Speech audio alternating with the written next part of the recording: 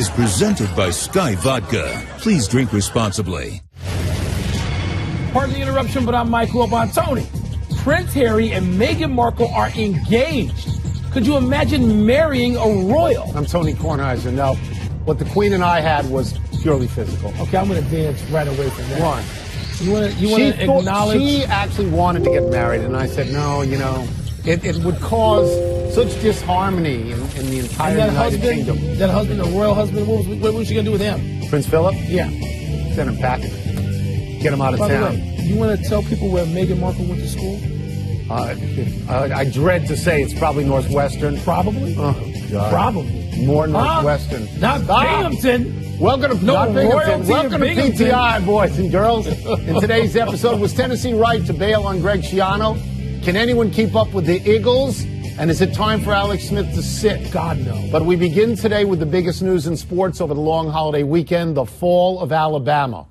Auburn convincingly beat Alabama and their overrated quarterback, Jalen Hurts. Anybody rating them? Not only did Alabama lose, but so did Miami, falling to a 4-7 Pittsburgh team. Now, Wilbon, you have consistently predicted the demise of all undefeated teams. Accurately. So what is your top four right now? And you can have these four in any order you want because it doesn't matter, really. What's the four? I think I would go Clemson 1. I think I would. And I think I would go number 2. You could put Oklahoma 2nd or 3rd. I want Wisconsin in the other spot. Okay, right. So Wisconsin is in my top 4. I don't want to see any poll. I don't want to see any grouping by anybody that has Wisconsin out of the 4th spot. What is your 4th team? Who did I just leave out? Auburn. I'm not putting Auburn first. I know they have wins against 2 number ones this year, and that is incredibly rare if it's ever happened. I have them first. Auburn goes 3rd or 4th. I have them 1. Because you can't do any better than demolishing 2 number 1 teams in the span of 3 weeks. You know what? They lost 2 games. I understand that early in the season. What does your eye tell you right now after the way they handled Georgia and the way they handled Alabama? They tell me Alabama Clemson, might not be that good. I have Oklahoma, and then I have Wisconsin. And I will say this to you out loud. If Wisconsin beats Ohio State, they're absolutely in without any question. The Alabama now needs help. I'm watching that game. Mike, I'm watching that game. I could not believe their running plays. You hand the running back the ball, and he waits 2 or 3 seconds to see what's going to happen. Let me ask you What are you doing? Who the hell did Alabama beat this year? What's LSU? Their big win? That's their Florida big State, win? they thought would be better. Florida State is now under 500. What have they done? No. People talk about Wisconsin's strength of schedule. Where's Alabama's strength of schedule? They played a big-time team, and they lost. Let's look at this for a second. Okay, there are 2 elimination games coming up for certain. Clemson, Miami, the winner is in, the loser is out. We agree on that? No, the loser is definitely out. Loser is out. Miami's not a lock to be in. The loser is out. Loser's out. Okay, the other Big 12. TCU, Oklahoma. No. Loser's out. No. Oh, yeah, the loser is out of that, but the winner isn't automatically in. Right, we agree on TCU that. isn't automatically in. That's right. If Ohio State beats Michigan, Ohio State with 2 losses is not. Loser's out. Well, the winner could be out, too. I'm saying that's where Alabama gets back in. My point is, Alabama needs a one-loss team. 2 of those 3 scenarios to happen for me. I don't want to just hear Alabama's automatically in because they're Alabama. If the winner of Georgia-Alabama is in, the loser is out. Georgia-Auburn, I'm sorry. Well, I think is the number 1 team in the country. I could live with that. Get off Wisconsin. You and your ilk. How many undefeated teams in America today? Of the Power 5 conferences, how many? Central Florida. Power 5. Well, I guess Wisconsin. Thank you. Did I just say less than a minute ago? If they win, they're in. Thank you. Got me defending cheese. But if they lose, they're out. Let's go from the sublime to the ridiculous, meaning the University of Tennessee coaching mess. Despite saying that Greg Schiano received the highest recommendations for character, family values, and commitment to academic achievement from his previous employers, Tennessee backed away from an apparent deal with Schiano. On-campus protests relating to Schiano's supposed association with the Penn State Jerry Sandusky scandal unraveled any possible agreement. Tony, what do you make of what Tennessee has done here? Okay, this is very complicated. I think this is the biggest story, in sports right now, to me anyway.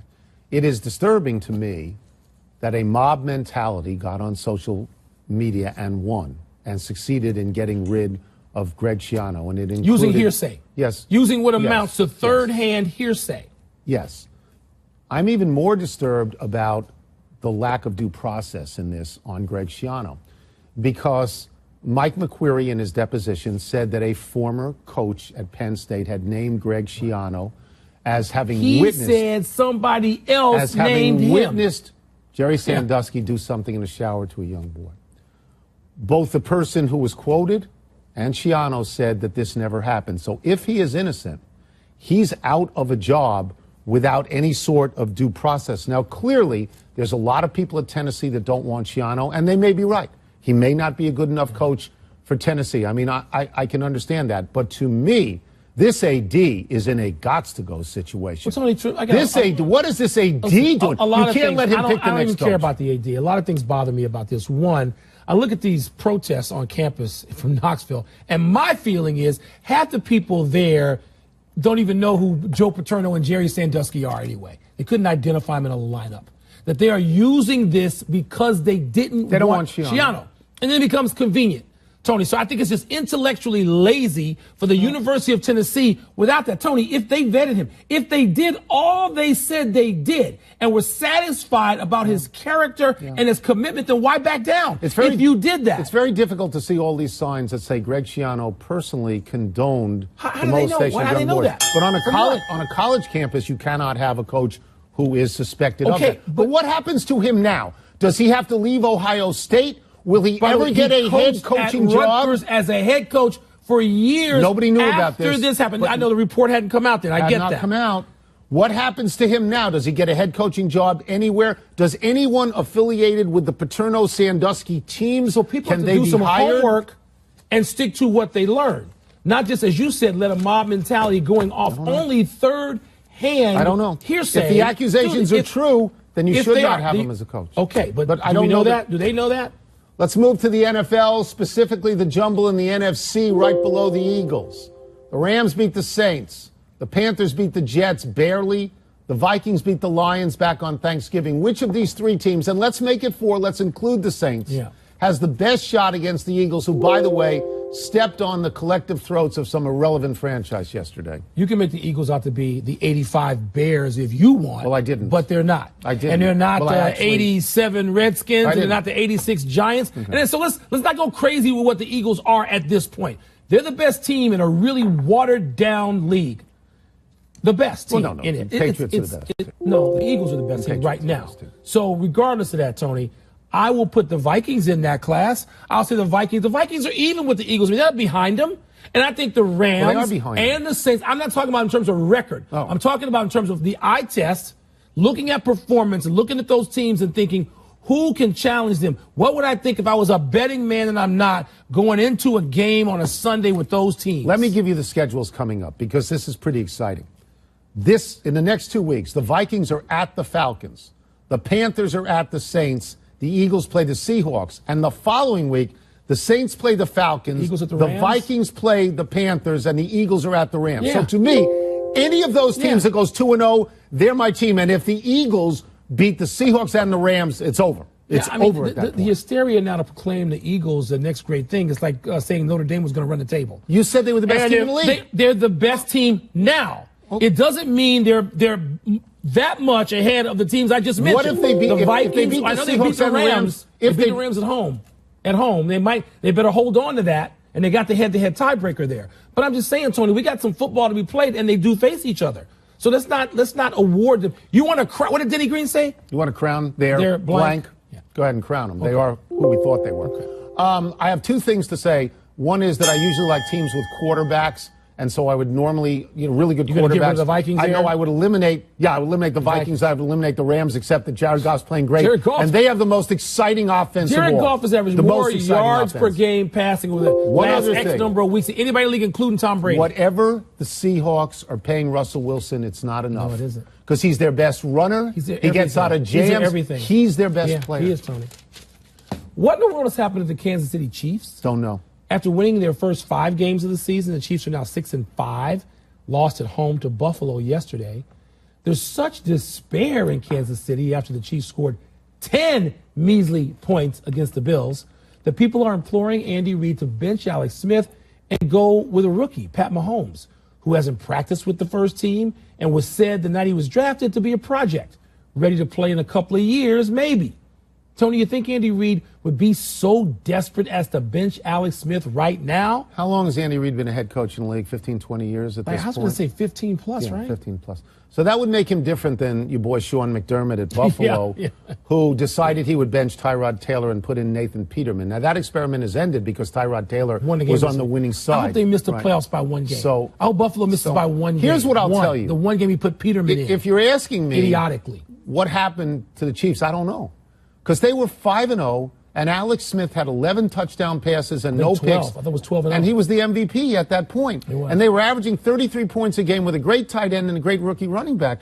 And in the next 5 or 6 games, they averaged 18. So I don't know. You authored one of my favorite all-time sayings. The other people have coaches, too. They do. Okay?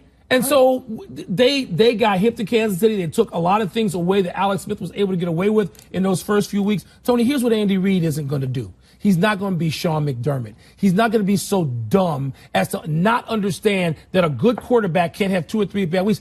You think all these people suggesting they bench him, do they think Roger Staubach, do they think Fran Tarkenton, do they think that Joe Montana never had 2 bad weeks or 3 bad weeks in a season? Those guys, Marino, you name the quarterback, Bradshaw, they have bad weeks. Here's what's troubling about Alex Smith and the Chiefs at the moment.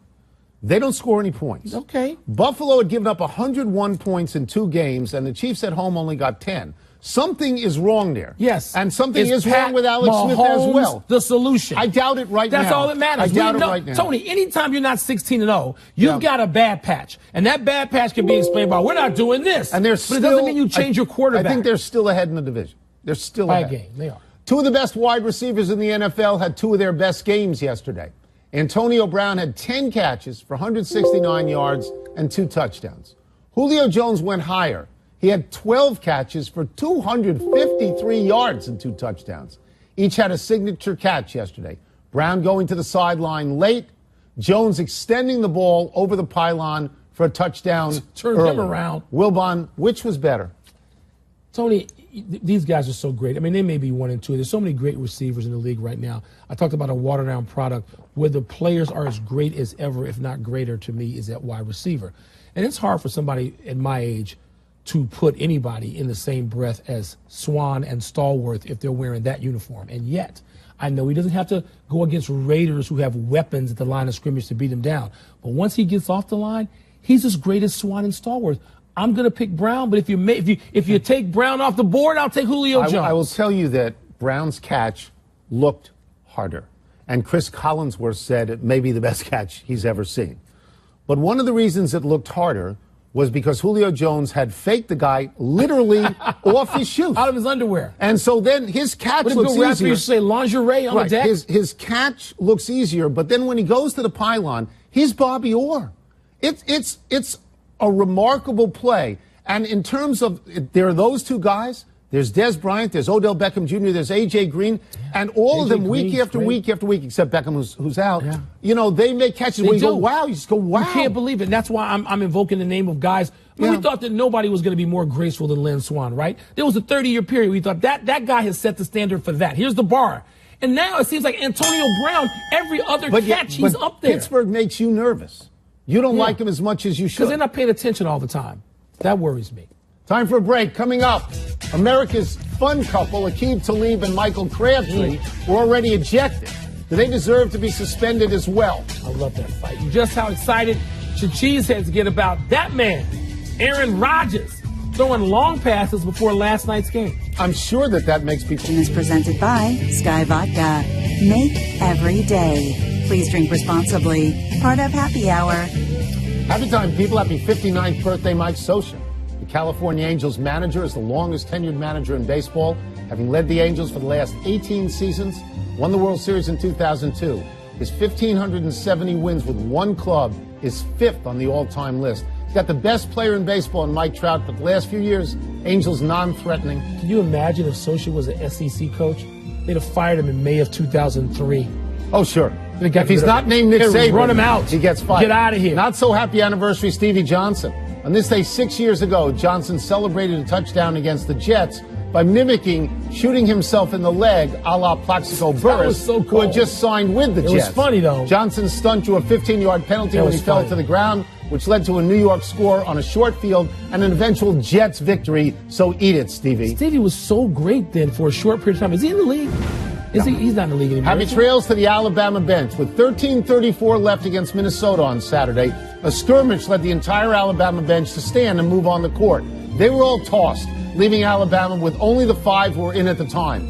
One of them fouled out, another got hurt. For the last 10:41, Alabama played 3-on-5 and actually outscored Minnesota 30-22. Now, ultimately, the Gophers won by 5. But what does that say about 14th-ranked Minnesota? If they had lost this game, it would be one of the embarrassing losses all time. Of all time. All time. You can't lose with that situation. One omission, the Memphis Grizzlies fired Coach David Fizdale. Oh, hold Take on. that for data, Wilbon. I like Fizdale. Well, he's lost gone. 8 in a row, though. Him. Wow. Let's go big finish quick. Browns lost to the Bengals, now 0-11. Do you like them to win any of the last 5? If I tell you they play at Bears, that's their win.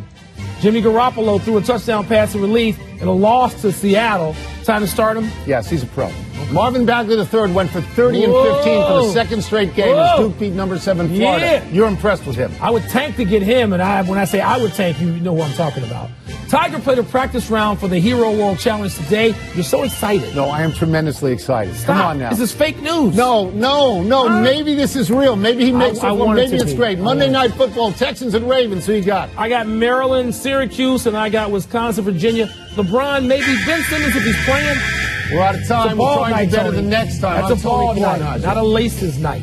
I'm Mike Wilbon. Same time tomorrow, Knucklehead. And we send you to Susie Culver and Monday Night Countdown. College Football Playoff Selection Show, Sunday at noon on ESPN. Welcome back to Pardon the Interruption, presented by Sky Vodka, part of Happy Hour.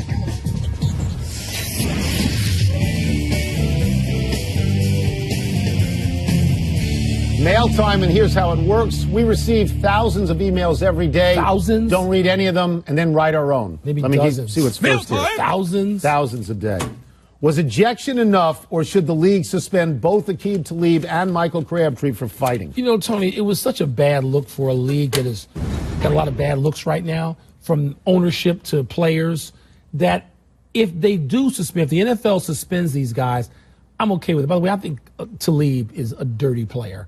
I mean, I realize Crabtree just came in wanting to fight. I get that. Yes, he did. But if they suspend him, fine, but I wouldn't. It's football players fighting, so what? Well, Michael Crabtree had no intention of playing that game. No, he didn't. He was going to get Aqib Talib no matter what. Yeah. This was lawlessness as far as I'm concerned, and what impresses me is both coaches, the Denver coach and Jack Del Rio. We can't have this. They didn't blame the other guy's player. They said, we can't have this. That's so right. To me, you have to get at least one game and maybe even 2. That was ridiculous. It doesn't reflect anything else. You know, it's not like every player in the league's trying to fight right now. It's just those two. You pull my chain off, I'm going to try to hit you with a tire iron. Well, 2 chains, apparently. There's a rapper named 2 Chainz. I know. Were you okay with Bill Belichick keeping Tom Brady in the game? Peyton Manning didn't come out. Brett Favre didn't come out. Tom Brady doesn't have to come out. Tom Brady was handing the ball off for kneeling. If he gets hurt, look, if somebody takes a shot at him. Yeah, fine. In case you don't think that Brady is the greatest quarterback of all time, in 23 regular season games since his dopey suspension, he's got 54 touchdown passes and 5 interceptions, something I can interest you in. There's no issue there. Nobody's questioning Tom Brady's competency. What are you talking about? And by the way, this comes up because Belichick got testy with a reporter who basically said, you leaving him out there and he could get whacked. Said he handed off and he knelt down. If I was an opposing player in the division, which means I had to play New England twice, and I was a young guy. You try to take him out? Oh, no question. What was your girl, Tanya Harding? I would go straight tire iron, baby. Get rid of him. You got a chance to beat the Patriots. Terrible. Because where's Jimmy Garoppolo now? Can I look in the camera for a second and tell the youth of America not to pay attention to that? Aaron Rodgers was throwing long passes before the Packers lost to the Steelers. Is that a big deal? Yeah. I mean, it's a big deal if you can get him back for the last 2 games. That's all you get him back for. He's on injured reserve. The UCLA kid, Hundley, he's got to beat Cleveland. They got games at Cleveland. I thought it was 3 games. I thought you get him back. 2 games. He's got to win 2 games. Right, but I think Rodgers can come back for 3. Rodgers can then come back for a couple of games at the end of the season. Panthers, Vikings, Lions, and even a healthy Aaron Rodgers couldn't guarantee winning them all. Can they win those games without him? You have to be 10-6 to make the even wild card probably, in the most NFC. likely. So they have to run the table, as do the Cowboys, as do the Redskins. But we don't Odds even know if against. Rodgers' collarbone, he hasn't been cleared. We If don't they- know if the x-rays haven't even been taken. You can't risk that he'll become Tony Romo and re-injure this thing time and time again. I mean, I'd leave it up to Rodgers. If they win I'd them leave it up both, to Aaron. yes, if they win them both, you have a chance. Yeah. You have a chance, but Well, Green Bay could have won that game last night. That would have been something if Hundley had pulled that out. Last one. At Pittsburgh, where again, Steelers not fully awake during some games. Who made the better hire, UCLA with Chip Kelly or Florida with Dan Mullen? I'm going to push and say they both made very, very good There's hires. no pushing here. Yeah, there's pushing in every game you ever played. No. UCLA. That's some guts. UCLA gets Chip Kelly, who is familiar with the Pac-12 because of his days in Oregon. My one caveat there is that Chip Kelly was known in college, and that's a while back, as a great innovator. Maybe other coaches have caught up to him. Maybe he's not the great innovator he once was. The Mullen hire is a really, really good hire because he was the offensive coordinator at Florida. He developed Tim Tebow. It's his It doesn't school, matter how and good they're the hire in the is in easiest Florida. part of the SEC, Because their the Eastern people Division. are more self-absorbed and delusional than perhaps any fan base in America. They just fired a guy who was well over 500 at their school. Florida? Yeah, Florida Well, doesn't he care. lied about what was going on. Oh, but with you the know death what? threats. If a coach they like had lied, they could care less. They're delusional. Chip Kelly, by the way, narrowly the best.